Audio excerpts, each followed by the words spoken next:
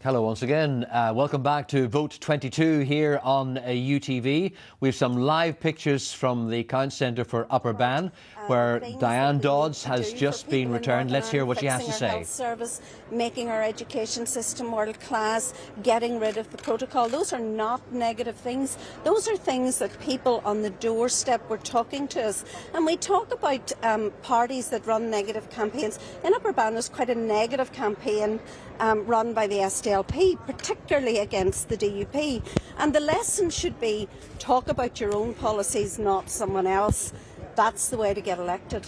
When it comes to the bigger picture now, though, I mean, Sinn Féin are the biggest party. They should be becoming First Minister, but the DUP are effectively going to stop them doing that. Well, you know, we're still waiting on all of the election results. We will see how things work out, and then we will meet together and take those decisions over the weekend.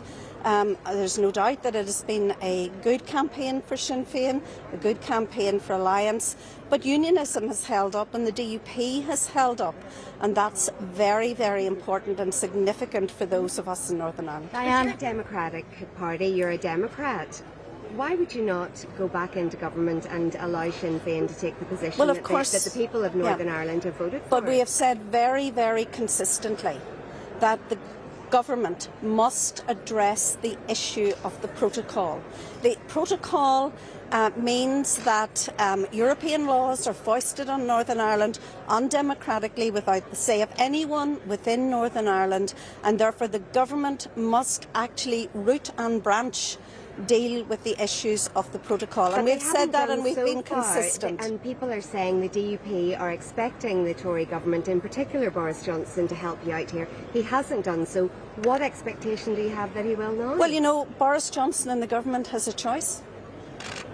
Diane, can I just ask, what was it like for you really going home to bed last night and coming back today, essentially knowing Sinn Féin are the biggest party in Northern Ireland? Well, you know, this is a long count, and like 2 days, and we're likely to be here for quite a while yet.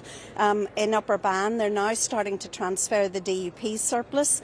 That potentially will bring Doug Beattie, the leader of the Ulster Unionists, over the line, and then there is another surplus from Sinn Féin to transfer, which will see how Alliance and Sinn Féin work out. But our heart's quite heavy within unionism, knowing essentially Sinn Féin are the biggest party now. Well, I want to say thank you to all the people who voted for unionist parties.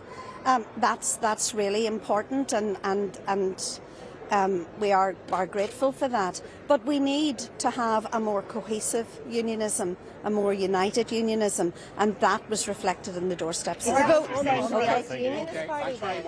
that interview has come there to a natural end. That was Diane Dodds, just returned there as the MLA for Upper Bann. Waiting to talk to us is the outgoing Health Minister, Robin Swan, who was successfully re-elected in North Antrim. Robin Swan, thank you very much indeed for talking to us.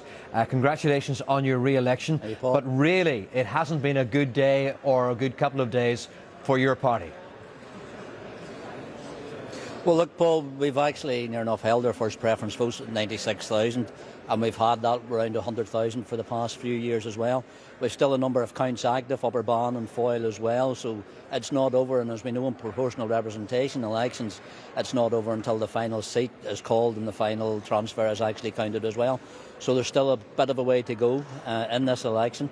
And again, we'll see how the rest of today works out. Can I ask you about the future of your leader, Doug Beattie? How is he doing in Upper Bann? Well, I haven't had much detail coming out of the Upper Bann count. I just heard some of the input there from Diane.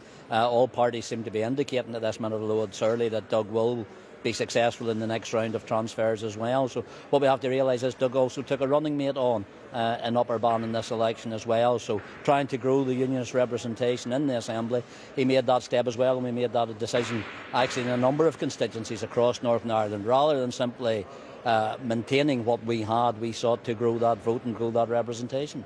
Who was thinking about trying to put two candidates into certain seats where there really was only one Ulster Unionist quota? But Paul, you always have to stretch, and at some stage that's the challenge that comes within leadership, anti-party officers. you simply maintain the status quo, or do you actually step forward and put those extra candidates in the field? I had a running mate here in Northampton with Bethany Ferris. It was Bethany's first time on an election ballot paper, and she did very well. She came out and she actually pushed us in Northampton, took us into areas we didn't go, and she was actually a breath of fresh air, not just to our campaign but to the association here in Northampton as well. So I look forward to working with Bethany in the future as well, in future elections. But equally, you'll not be working again with Rosemary Barton, certainly in the Assembly, because she lost her seat to her running mate Tom Elliott. Well, look, that's the cut and thrust of politics, Paul, is always in the hands of the electorate in regards to who they return and who they don't. And look, I will sadly miss Rosemary's input to the Assembly team, along with Roy Beggs as well. So no, there are casualties in elections that are always seen as unfair and unjust at the time, but no, they've been good Ulster Unionists, good supporters, and I look forward to working with them and continue to working with them in the party in the future as well. Does the party speak as one here, or is there a split within Ulster Unionists? I mean, Rosemary Barton was your only woman MLA. Now she's gone. Well, look, Paul, we ran a number of female candidates actually across Northern Ireland. As I said, I had Bethany Ferris running here with me in Northampton as well. So we seek to grow that representation. We know it's a challenge within the party. It's been acknowledged on a number of occasions. We tried to rectify that with the number of additional candidates that we ran this year. But also that looks to build on our future representation in next year's council elections as well. So we've put out a number of very strong candidates across a number of constituencies that actually start to build for the future of local government as well.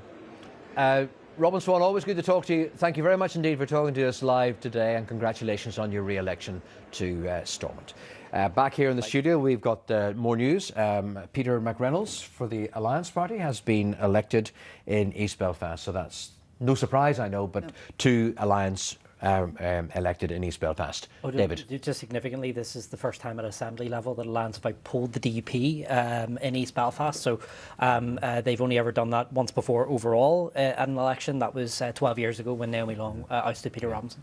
Just we got some live pictures of Naomi Long there, standing with the candidate who's just been elected, Peter McReynolds, and as you were saying there, David, the Alliance Party, as we were discussing yesterday with Tracy, have outpolled the DUP in first preference votes in East Belfast. In East Belfast, yeah. Can we just hear what he has to say? Well, I think obviously a fantastic record from Kelly Armstrong in the constituency and a fantastic vote. And I think we have a reputation in the constituency for delivery. And I think that the public have very clearly stated that they want people to go back and work for them. They weren't interested in protest, they wanted delivery. What do you make of how the election has fallen and sort of a new divide in Northern Ireland in terms of how politics is fair? I think it's a seismic change, and I think we actually now need to look at how our political system operates to accommodate the fact that so many voters out there are asking for something very different than how we run our politics. Thank you. Thank you very much indeed. That's a Strangford constituency, that was Nick to be clear. That's a gain for Alliance in Strangford. Yes, right, okay. So they've won two seats. Again, that will be crushing for the SDLP because they were only just a few hundred votes off it last time. But also, again, transfers, they matter. We would have thought Stephen Cooper, TV, was on to take that seat, but yet Alliance just caught him. And interesting that he's being congratulated there by Nuala McAllister. Of course, is still in a hunt, so she potentially could cause another upset with Nicola Mallon's seat. So Alliance are continuing to do well, making gains, but Strangford particularly, they'll be very happy with that. I think others will be very happy with that because it means that Jim Allister is going back to the Assembly with just one seat.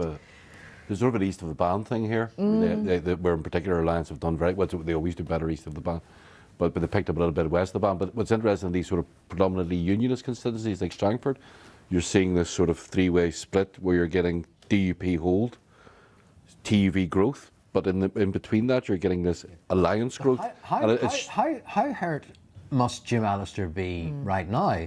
Because time after time after time, he was telling us he would not be the only TUV MLA in Stormont. But it goes back to the point we made earlier. It's about transfers. So at one point it looked like they were doing very well in Strangford, they were polling well, but they weren't making the transfers. And I think Alliance also will say that Kelly Armstrong has been very high profile. She had an extraordinary vote and her surplus helped Nick over the line. So he had the transfers, but he had her surplus, and that is important. What I think is also important is the interview from Diane Dodds there, where she looked shaken, and she is shaken by what has happened to the DUP and how their vote has has gone down. And she actually said it is important, and this election shows it's important, to talk about your own policies and not someone else's policies. They are the party that talked up the border poll more than any other party. The interesting party. thing about Jim Allister is, say we go back to this, well, we don't know how this panel, see if the protocol is resolved, there is no TUV. Right. We must take a short break now, but after that we'll be speaking to the DUP leader, Sir Jeffrey Donaldson, so do stay with us.